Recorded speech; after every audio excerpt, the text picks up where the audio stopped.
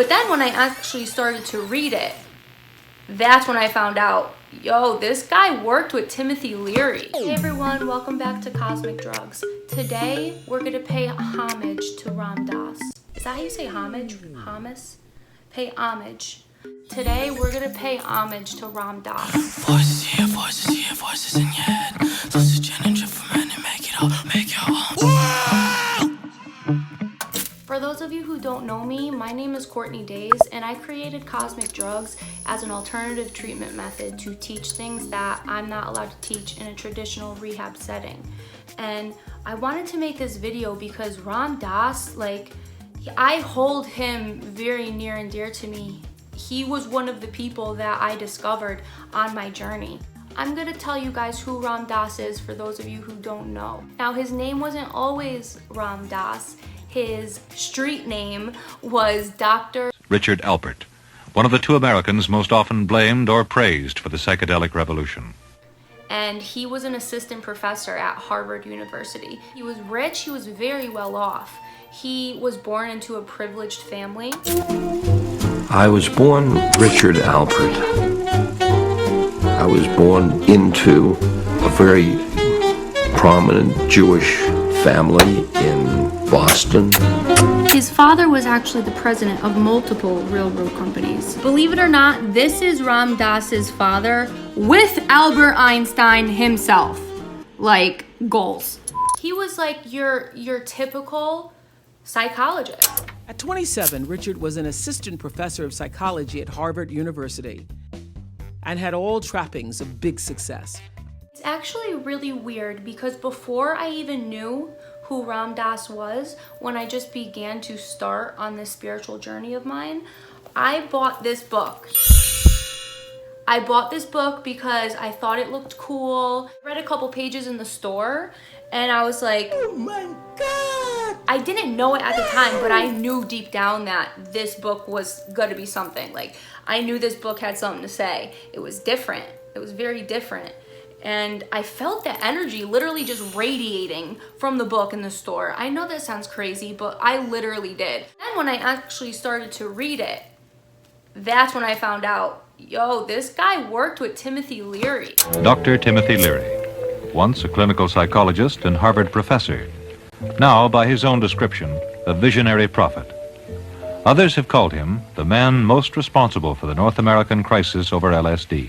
In the beginning of his life, or his journey as a psychologist into looking into the human mind, he was very straight, you know, he was by the books. Then Timothy Leary moved in the office across the hall.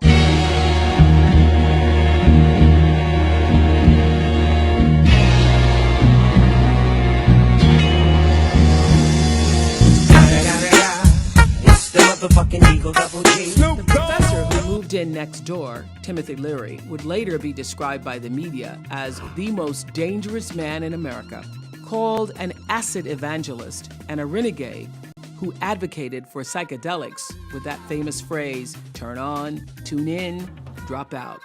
Which is like, yo, a day for the history books. Turn on to the internal neurological energy.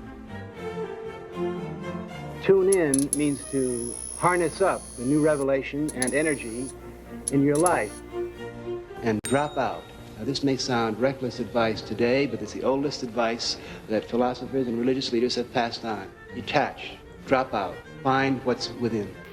This should really be written in history books if it hasn't been already, because they literally changed how we look at psychology today, at least tried to. He was brilliant, charismatic, and believed mind-expanding psychedelic drugs could be used in psychological treatment.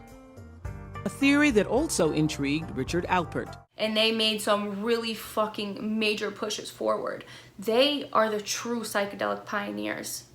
They really opened the world's eyes to the power of psychedelics and the power that they have to heal the human mind. The professors tested this theory on students and were famously fired from Harvard for their research in 1963.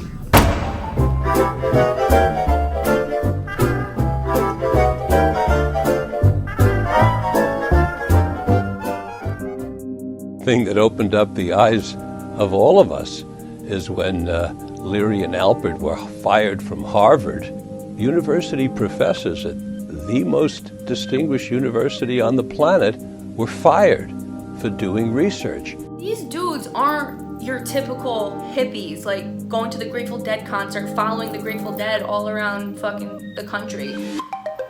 They were smart fucking guys. Being fired for research. Being fired for research. That's what we heard. They took the straight and narrow path. And even though they took that path, psychedelics was able to shake them awake. I look at psychedelics as shaking you awake. Like taking the blinder off that society puts over you after years of fucking being indoctrinated in schools.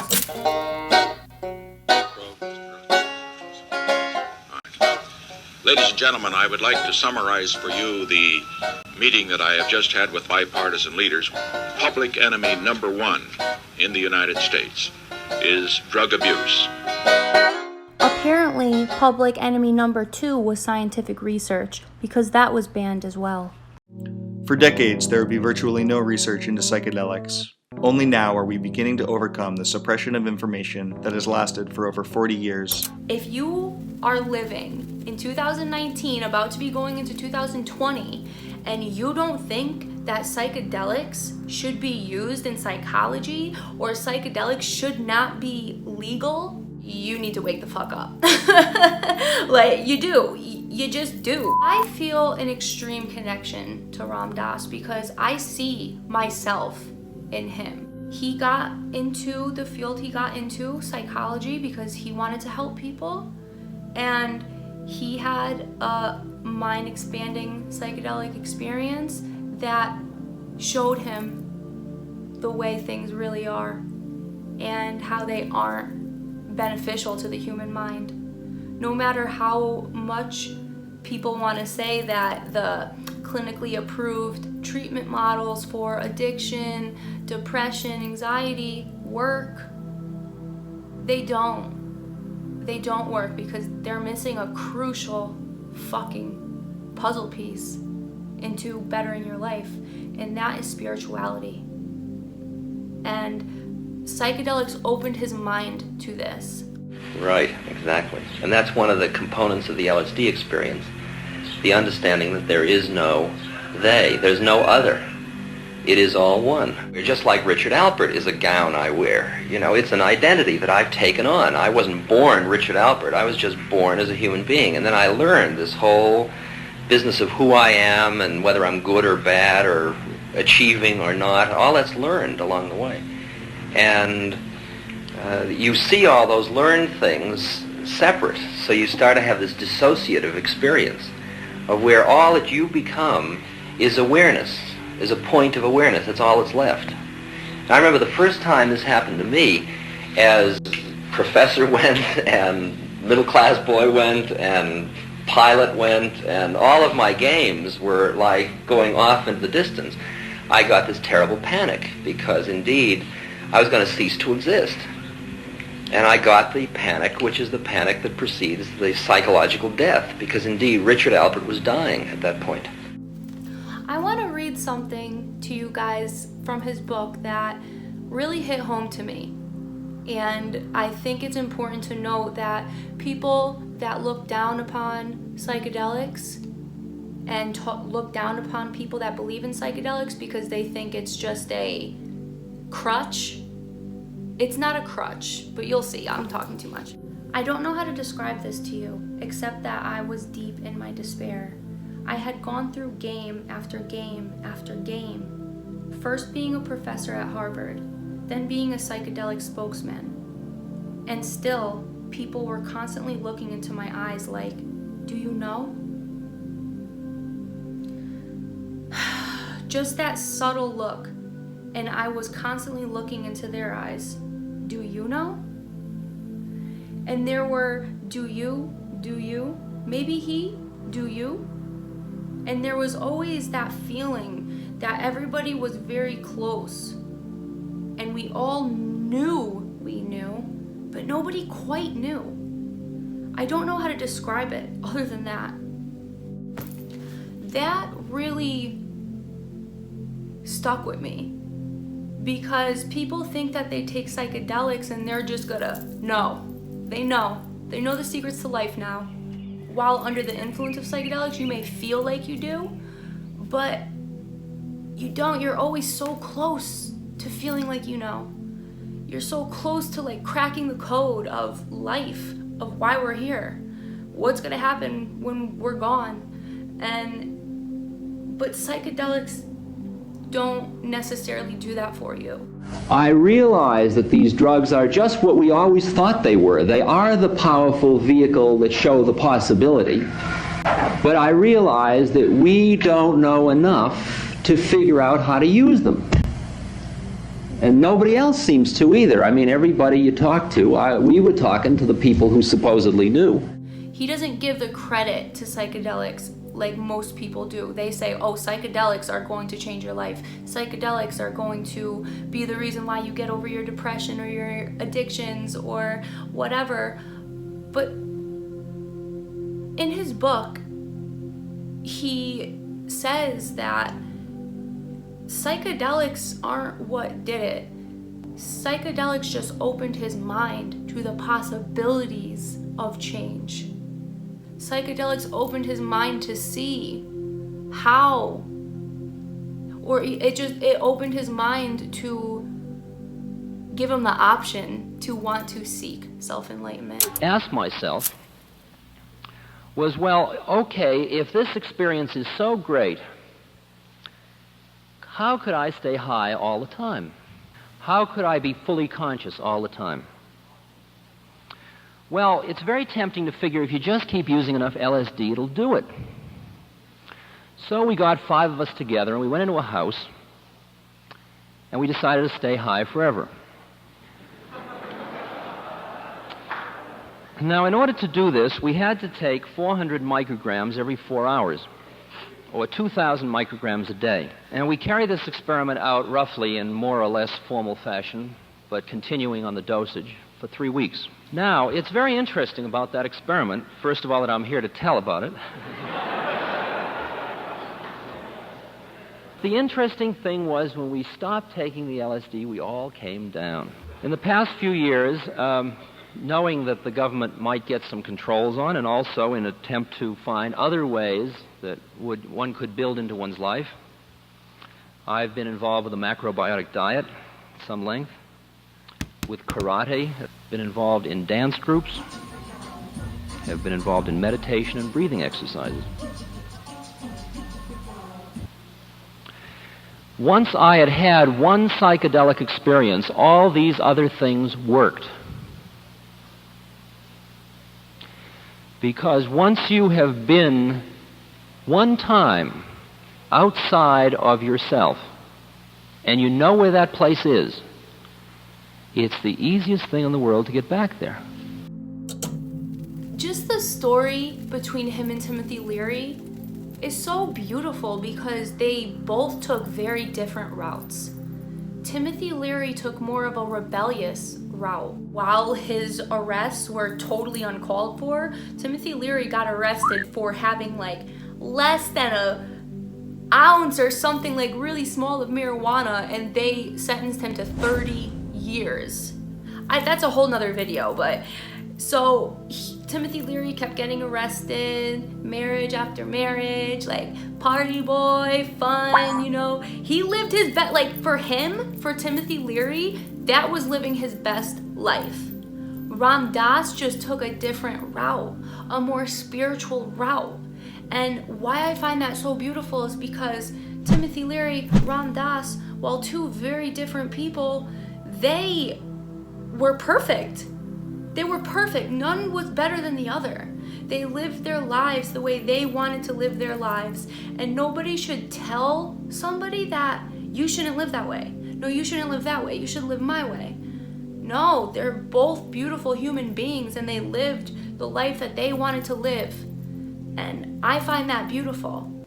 Timothy Leary did more to change the way that the system is, the matrix is. He tried to, he took that route, and that, thank you. Like, thank you, Timothy Leary. Fuck, what am I doing? I'm not fucking Catholic or whatever.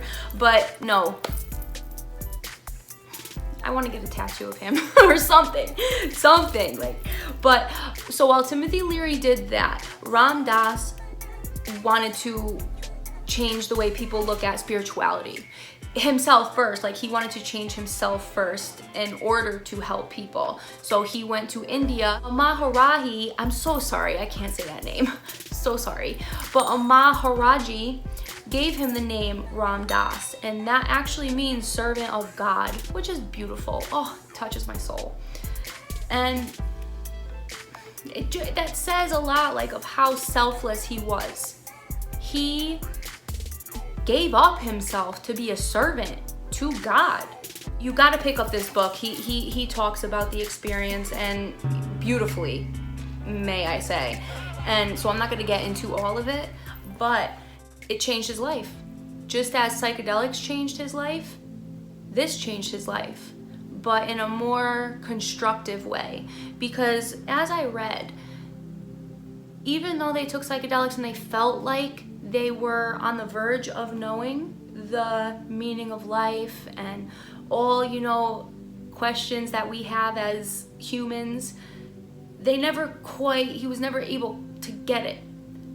But he thought that spirituality would help that, and it did for him. So when Ram Dass came back from India, traveled back to the West here, United States, he made it his mission to teach people how to be in the here and now, because that's what he learned over in India. You need to be in the here and now. You can't worry about the past, you can't worry about the future. You can only worry about this moment that we're sitting in. You're watching this video right now. I'm recording this video right now. You can't be thinking about anything other than this moment right now. If you're watching this video, like, you're here and now with me. Don't think what you're gonna do after. Don't think of something you did prior. Be here now. And he did that. And he taught me. And I will forever be grateful that I even found out who he was. Thanks to the age of Aquarius, by the way, like, for real. Thanks to the age of Aquarius. There was even a point where Timothy Leary, like, looked down upon Ram Dass. Over time, Leary was dismissive of Dick Alpert's spiritual journey. Leary did not like gurus, period. Timothy seemed quite comfortable with the metaphors of the religious traditions. But later, those became grist for the mill of his revolution also. And he treated me like sort of an old-fashioned type person. There's something to be said that it's human nature to look down upon somebody or judge somebody because their views are different than theirs. But what's also beautiful about this story is as they got older, they saw past their differences. After some years of estrangement, Leary and Ram Dass's love for each other as mythic explorers guided their reconnection. The last 20 years have been remarkable. They have put us through the changes, and we've put them through some changes. He didn't ask me for legitimacy of his life, and I didn't ask him for legitimacy of mine. That allowed a new kind of respect to emerge between us, which was interesting. It was a respect that honored our differences rather than the adventure of sharing an idea. And I really felt that Timothy really respected me at the end, and I certainly respected him. They loved each other. They were lifelong friends, no matter what the differences were. Now, though I am a beginner on the path, I have returned to the West for a time to work out karma or unfulfilled commitment. Part of this commitment is to share what I have learned with those of you who are on a similar journey. One can share a message through telling our story, as I have just done, or through teaching methods of yoga or singing or making love. Each of us finds his unique vehicle for sharing with others, his bits of wisdom. For me, this story is but a vehicle for sharing with you the true message, the living faith in what is possible. Oh, that's so beautiful. That's just so beautiful. Like, I picked this portion to read to the camera, but even just reading it again, it hits me, because that is what this channel is all about. I'm trying to help people that are on a similar journey as mine. Thanks to the age of Aquarius, so many of us are able to use platforms like YouTube as a vehicle to share our story. We all have a unique story, which is beautiful. If you see that the moment of death is the moment when you engage the deepest mystery of the universe, and that's what the whole Eastern traditions are about, preparing you for that moment so that you will be equanimous, you will be curious, you'll be present, you'll be non-clinging to the past and not grabbing, just be with each moment, moment by moment.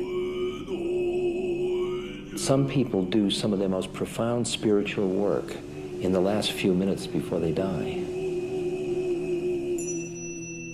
He lived his best life. He died old in his bed, and now nobody should ever be sad when someone dies. Because the way I look at it, I have began to look at death as a graduation. Yeah, they're dead from their human body, but they're off doing some shit that we can't even comprehend. And that's awesome. That's awesome. So, like, congratulations, Ram Dass. I mean, I'm not trying to... I hope this doesn't come across as disrespectful. I really hope this doesn't come across as disrespectful. But if you think it's disrespectful, like, bro, get off my channel then, because you're not on my same frequency. Congratulations, Ram Dass. Yo, I need to stop worrying about what other people are gonna think, and I just need to say what's on my mind.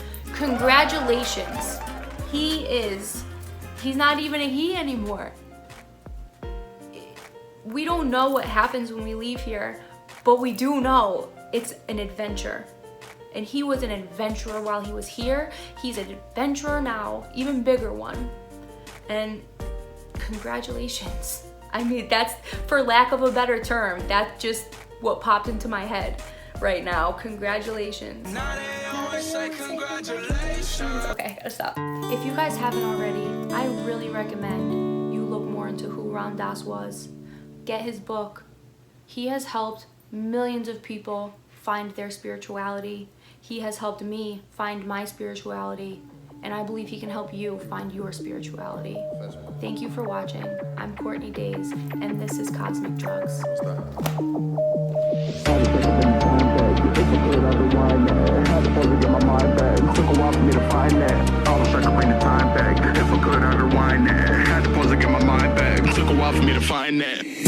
When I beat the beast, outer space, so I'm in your face. Outer space, I got stars to chase. Got a duff for that suits to place. Got diamonds like I play an ace. I'll run it up. You got shoes to lace. I'll ran it up just to lose some weight. I'm an early bird and you running late. We don't know if the soul is really resting. It could be doing the opposite. I want to think of a better term than rest in peace. I'll put that in my notebook.